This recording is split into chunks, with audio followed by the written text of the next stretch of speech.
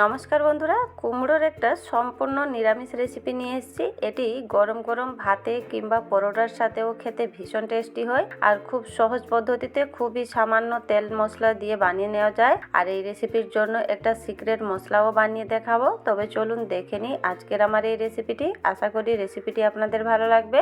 আজকের এই রেসিপিটির জন্য এখানে 2টা আলু নিয়েছি আর আগে থেকে ছাড়িয়ে আমি ধুয়ে নিয়েছি। তার সাথে নিয়েছি এখানে কুমড়োটি দেখুন বন্ধুরা ভীষণই কচি। এখানে কুমড়োর খোসাটিও খুবই পাতলা, তাই কুমড়োর খোসা ছাড়ালাম না। কুমড়োর খোসা ছাড়িয়ে দিলে কুমড়োটা পুরো ঘেঁটে যাবে, তাই এখানে কুমড়োর খোসাটা আর ছাড়াচ্ছি না, ওইভাবেই কেটে নিব। এখানে কুমড়োটাকে আমি একটু ডমো ডমো করে কেটে নিচ্ছি।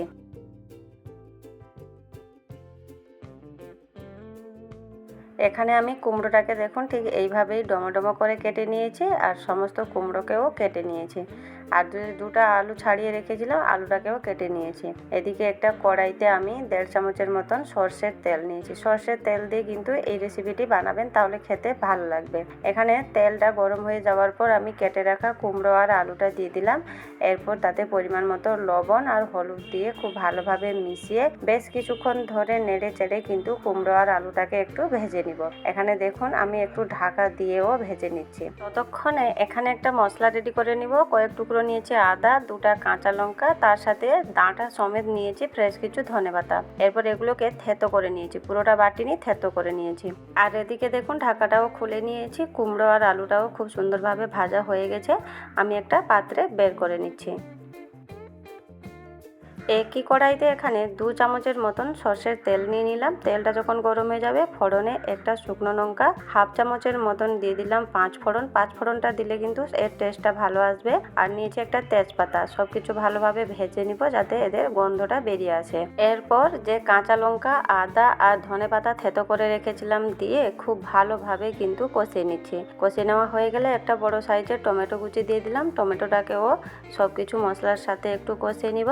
কষিয়ে নেওয়ার পর তাতে দিয়ে দিব 1/2 চা চামচের মতন হলুদের গুঁড়া, 1/2 চা চামচের মতন নিয়েছি লঙ্কা গুঁড়া, 1/2 চা চামচের মতন জিরে গুঁড়া, তার সাথে দিয়ে দিলাম পরিমাণ মতো লবণ। এরপর যে কুমড়ো আর আলুটা ভেজে রেখেছিলাম দিয়ে দিলাম, তার সাথে অল্প একটু আমি জল দিয়ে দিলাম। এরপর কি করব, সমস্ত মশলার সাথে কুমড়ো আর আলুটাকে খুব ভালোভাবে নেড়ে চেড়ে এখানে বেশ কিছুক্ষণ ধরে কষিয়ে নিতে হবে।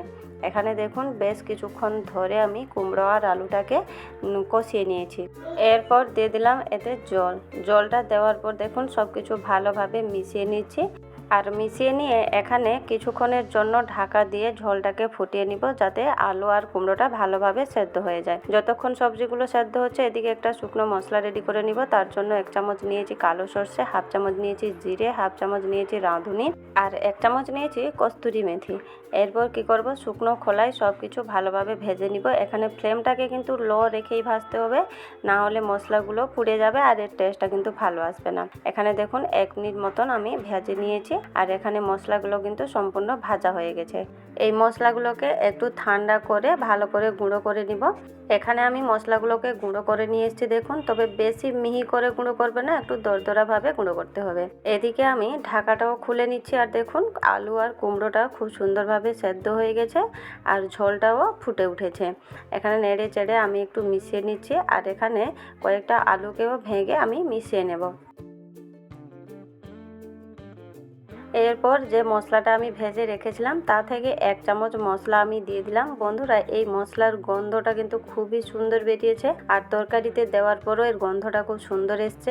মশলাটাকে আমি তরকারির সাথে খুব ভালোভাবে মিশিয়ে নিচ্ছি আর এর টেস্টটা যাতে ব্যালেন্সে থাকে আমি অল্প একটু চিনি দিয়েও মিশিয়ে নিচ্ছি। আর এখানে চিনিটা যদি আপনারা স্কিপ করতে চান তো স্কিপ করে দিতে পারেন। এখানে সব কিছু মিশিয়ে নিয়েছি। এরপর গ্যাসের ফ্লেম বন্ধ করে দিয়ে ঢাকা দিয়ে বেশ কিছুক্ষণ তরকারিটিকে একটু রেস্টে রেখে দিব যাতে এই মশলার গন্ধটা সমস্ত তরকারির মধ্যে ঢুকে যায়। এখানে বেশ কিছুক্ষণ পর দেখুন তরকারিটিকে আমি বের করে এনেছি আর দেখতে যেমন হয়েছে বন্ধুরা এর গন্ধটাও ভীষণ সুন্দর বেরিয়েছে। এইরকম তরকারি কিন্তু নিরামিষ দিনে কিংবা আমিষ দিনেও বানিয়ে গরম গরম ভাতে বা রুটির সাথে খেতে কিন্তু ভীষণ টেস্টি হবে। বন্ধুরা আজকের আমার এই নিরামিষ রেসিপিটি কেমন লাগলো কমেন্ট বক্সে অবশ্যই জানাবেন। আজকের মতো এই পর্যন্তই, আবার দেখা হবে নতুন কোনো রেসিপিতে। ভালো থাকবেন, সুস্থ থাকবেন।